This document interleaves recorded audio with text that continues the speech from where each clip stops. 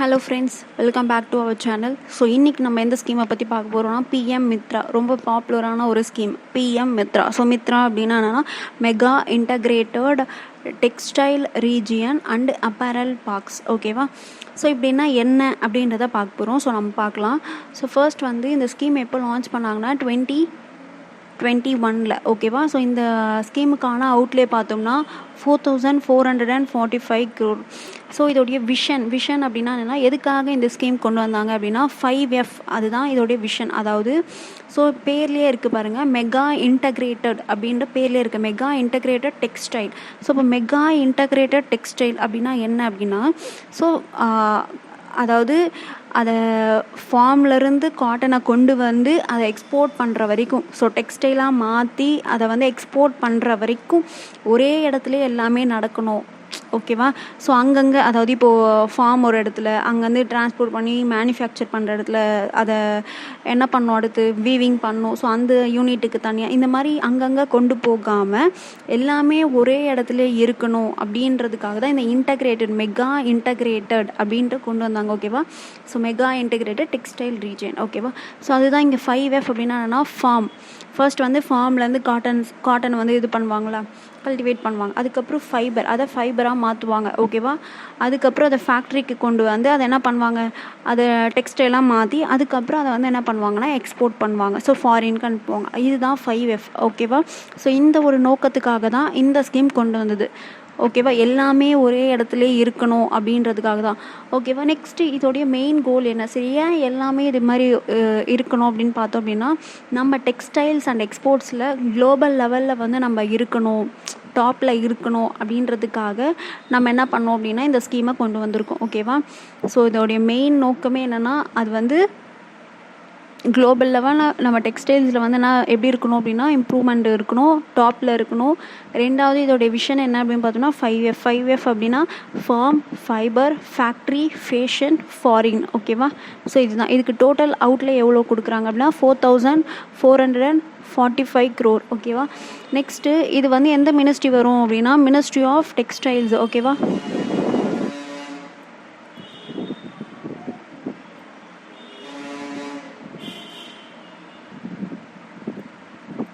Scheme எந்த ministry கீழே வரும் அப்படின்னா மினிஸ்ட்ரி ஆஃப் டெக்ஸ்டைல்ஸ் கீழே வரும். ரெண்டாவது, அதாவது இந்த ஸ்கீம் எவ்வளோ இயர்ஸ்க்கு அப்படின்னு பார்த்தோம்னா 2021 லான்ச் பண்ணாங்களா. ஸோ 7 years இந்த ஸ்கீம். ஓகேவா? அப் டு 2028 வரைக்கும். ஓகேவா? டோட்டலாக 7 years. ஸோ 7 yearsல ஓகேவா 7 yearsல மொத்தம் எத்தனை இந்த மாதிரி பிஎம் மித்ரா பார்க் அப்படின்னு சொல்கிறாங்க, இது எல்லாமே சேர்ந்ததாக பார்க் அப்படின்னு சொல்கிறாங்க. ஸோ எத்தனைனா 7 பிஎம் மித்ரா பார்க்ஸ் எஸ்டாப்ளிஷ் பண்ணணும் அப்படின்றதான் இந்த ஸ்கீமோட இது. அப்போது மொத்த டோட்டல் அவுட்லே எவ்வளோ அப்படின்னா 4445 crore. எவ்வளோ இயர்ஸ் அப்படின்னு பார்த்தோம்னா இந்த ஸ்கீமு 2021 2028 வரைக்கும். ஓகேவா? 7 years டோட்டலாக. எந்த மினிஸ்ட்ரி கீழே வரும்னா மினிஸ்ட்ரி ஆஃப் டெக்ஸ்டைல்ஸ். மொத்தம் 7 மித்ரா பார்க்ஸை என்ன பண்ண போகிறாங்கன்னா எஸ்டாப்ளிஷ் பண்ண போகிறாங்க. அந்த 7 மித்ரா பார்க்ஸ் என்னென்ன, 7 பார்க்ஸ் என்னென்ன அப்படின்னா, ஸோ எந்தெந்த ஸ்டேட்டில் பார்த்தோம்னா தமிழ்நாடு, குஜராத், கர்நாடகா, மத்திய பிரதேஷ், உத்தரப்பிரதேஷ், தெலுங்கானா, மகாராஷ்டிரா. ஸோ இங்கே போட்டிருக்கேன் பாருங்கள் மேப்பில். ஸோ ஃபர்ஸ்ட் தமிழ்நாடுக்கு பக்கத்துலேயே கர்நாடகாவுக்கு இந்த சைடு ரைட்டில் தெலுங்கானாக்கு மேலே மகாராஷ்டிராக்கு பக்கத்தில் குஜராத், மத்திய பிரதேஷ்.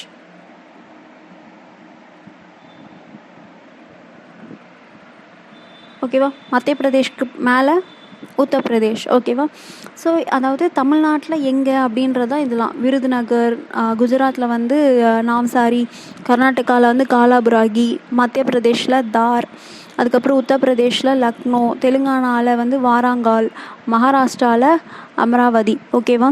ஸோ இதில் மத்திய பிரதேஷ் தான் என்ன அப்படின்னா ஃபஸ்ட்டு பிஎம் மித்ரா பார்க். ஓகேவா? மத்திய பிரதேஷ் தான் first PM Mitra park. First establish பண்ணது எது பார்த்தோம்னா மத்திய பிரதேஷ் தான். ஓகேவா? ஸோ இதில் முக்கியமானது என்ன அப்படின்னு பார்த்தோம் அப்படின்னா, இங்கே பாருங்கள் க்ரீன் ஃபீல்டு. கரெக்டாக. So green field brown field 2 இருக்குது கரெக்டாக. ஸோ ப்ராக்கெட்டில் க்ரீன் ஃபீல்டுன்னு கொடுத்துருக்காங்க, ப்ரௌன் ஃபீல்டுன்னு கொடுத்துருக்காங்க. அப்போது மொத்தம் எத்தனை க்ரீன் ஃபீல்டு? மொத்தம் 7 மித்ரா பார்க்ஸு.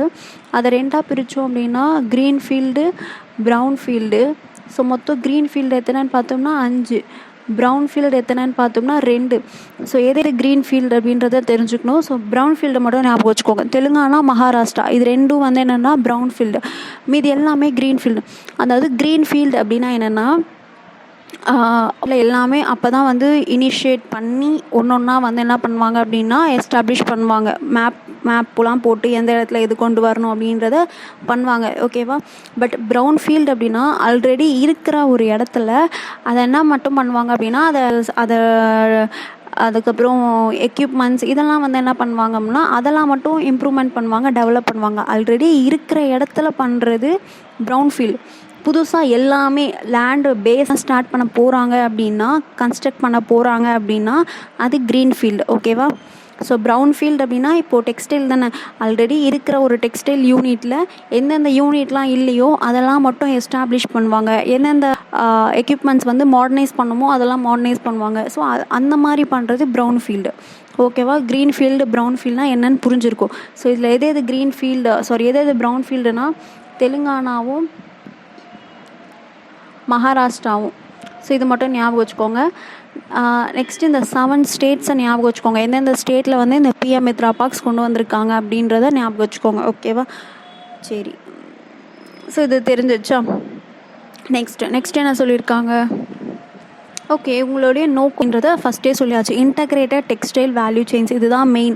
அதாவது எல்லாமே ஒரே இடத்துல நம்ம அது ஒரு இன்புட் கொடுக்குறோம் அப்படின்னா இன்புட்லேருந்து அதோடைய அவுட்புட் எக்ஸ்போர்ட் பண்ணுற வரைக்கும் என்னென்னா எல்லாமே சிங்கிள் லொக்கேஷனில் நம்ம பண்ணணும் அப்படின்றது தான் இவங்களுடைய பெரிய நோக்கமாக இருந்துச்சு.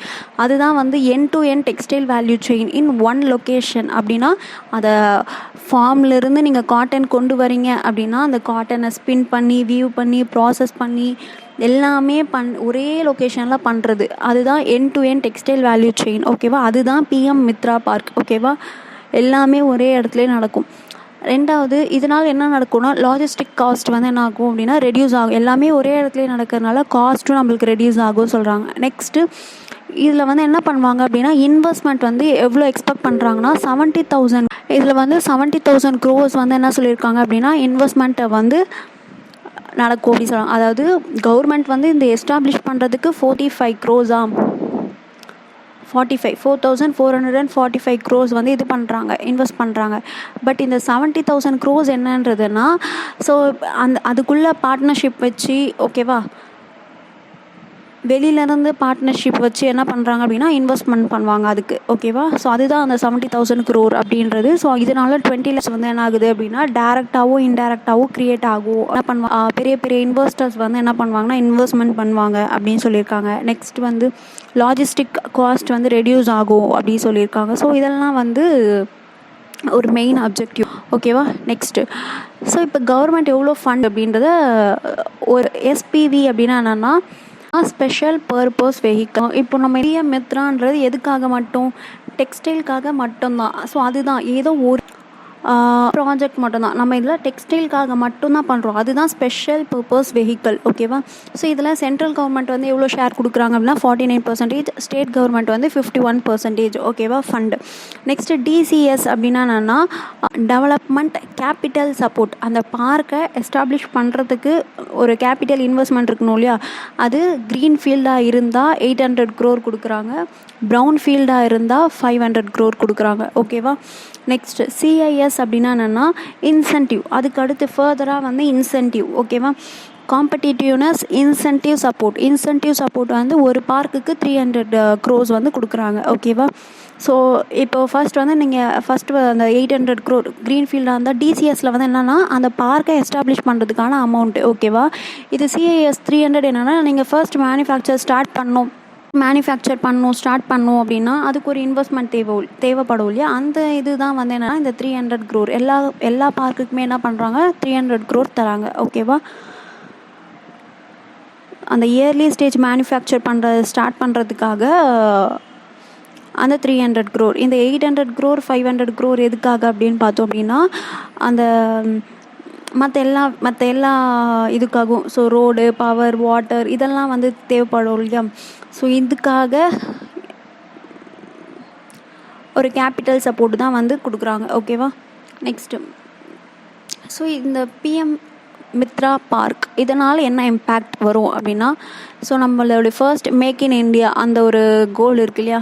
ஸோ அதுக்கு வந்து பூஸ்ட் பண்ணோம் அப்படின்னு சொல்லுவாங்க. மேக் இன் இண்டியா, அதுக்கப்புறம் ஆத்ம நிர்பார் பாரத், இது ரெண்டுத்துக்கும் பூஸ்ட் பண்ணோம் அப்படின்னு சொல்லுவாங்க. நெக்ஸ்ட்டு நம்மளோட எக்ஸ்போர்ட்ஸ் வந்து இன்க்ரீஸ் ஆகும் அப்படின்னு சொல்லியிருக்காங்க. நெக்ஸ்ட்டு எம்ப்ளாய்மெண்ட் ஜென்ரேட் ஆகும். ஓகேவா? ரூரல் அண்ட் செமி அர்பனில் வந்து எம்ப்ளாய்மெண்ட் ஜென்ரேஷன் ஆகும் அப்படின்றாங்க. நெக்ஸ்ட்டு சஸ்டைனபிள் மேனுஃபேக்சரிங் இருக்கும் அப்படின்னு சொல்லியிருக்காங்க. ஓகேவா? இதெல்லாம் இம்பேக்ட், இந்த பிஎம் மித்ரா பார்க்ஸ்னால் வரக்கூடிய இம்பேக்ட். ஓகேவா? நெக்ஸ்ட்டு ஓகே, அவ்வளோதான். ஸோ அப்போது பிஎம் மித்ரா பார்க் அப்படின்னா என்ன அப்படின்னு தெரிஞ்சிருக்கோம். ஓகேவா? மொத்தம் எத்தனை பார்க்ஸ் இருக்குன்னா 7 பார்க்ஸ். ஃபர்ஸ்ட் பார்க் எங்கே ஸ்டார்ட் பண்ணாங்க அப்படின்னா மத்திய பிரதேஷில். ஓகேவா? ஸோ அந்த 7 பார்க்ஸை க்ரீன் ஃபீல்டு, ப்ரௌன் ஃபீல்டுன்னு 2ஆக பிரிக்கிறாங்க. ஓகேவா?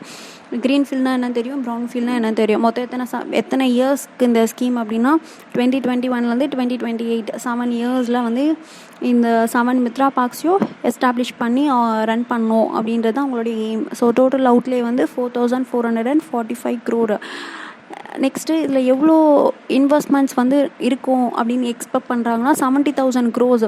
இப்போ ஆல்ரெடி இந்த பிஎம் மித்ரா பார்க்கில் என்ன பண்ணியிருக்காங்க அப்படின்னா ஜப்பான் டெக்ஸ்டைல்ஸ், ஜப்பானோடைய ஒன் ஆஃப் த டெக்ஸ்டைல், ஏதோ ஒரு அக்யூரேட்டாக நேம் தெரில, பட் ஜப்பான் டெக்ஸ்டைல் கூட என்ன பண்ணியிருக்காங்க அப்படின்னா பிஎம் மித்ரா வந்து என்ன பண்ணியிருக்கு, இந்த ஸ்கீமில் வந்து MOU போட்டிருக்காங்க. ஓகேவா?